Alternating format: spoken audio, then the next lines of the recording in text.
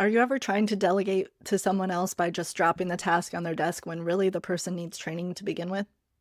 Hi, I'm Brittany Canaski, leadership coach and trainer here at Hello Velocity.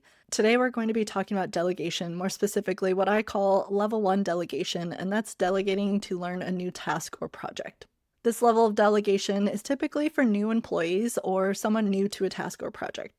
So here you're not only delegating the task, but you're also responsible for training them or providing and setting up their training to begin with. And like any kind of delegation, you want to plan this out in advance before you have that conversation with that person, because you want to think through what types of resources they need, what type of training it's going to look like, who's going to provide the training, how much time they might need to execute this training, and then how much follow through they'll need after the training. You may even think about all the different tools they might need access to. Do they even have the access to these tools yet? How can you get that? And what are those essentially pre-work steps that need to be done before they can really take on this task to begin with? And of course, this level is going to require more checkpoints along the way so that they can feel more comfortable moving forward on it. And since it's something brand new to them, they may have more questions for you along the way. So this is one of those that you want to either set those checkpoints up in advance, or you want to be proactively checking in with them along the way, either throughout their training or afterwards, to see how the task is going, see how the project is going, see what questions they have, and help them so that they're not getting too far off track and that you can be their supporting ear. And I know sometimes this can be annoying for managers to have too many questions asked of them when they're trying to get their own work done.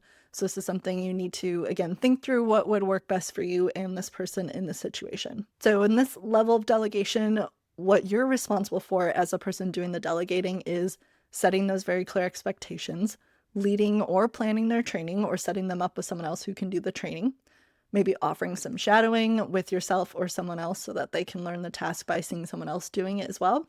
You'll want those status checks along the way, again, maybe setting those up in advance. And then you'll probably want to review before completion along the way, potentially a few times, and then review again after completion and give feedback so that they know what's working, what's not working. On the other person's side, the person being delegated to, the types of things they're responsible for are receiving the training. Obviously, they need to be open-minded, ready to learn. They might be doing the shadowing of other people. They're the one actually executing on the tasks. They need to be attending these status checks, and they're going to be also having those conversations with you, reviewing it during or after completion. A few watchouts in this level of delegation is that you need to really make sure the person being delegated to is getting more and more comfortable with this material that they're learning so that they can feel confident enough in the future to run with it on their own. It's really a delicate balance between letting them struggle a bit and learn along the way, and then also you providing enough support. We don't want to be jumping in too quick or too fast because they may not learn as easily that way.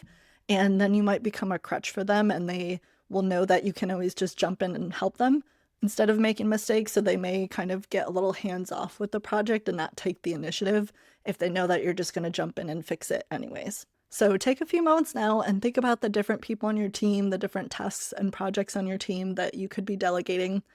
And where do you need to be delegating at this level 1 on your team? Maybe it's now, maybe it's in the future. Keep an eye on this and think about, what do you want it to look like for you in this situation and for your team? And what do you need to be doing differently moving forward? That's it for today. Continue watching to learn about level 2 delegation.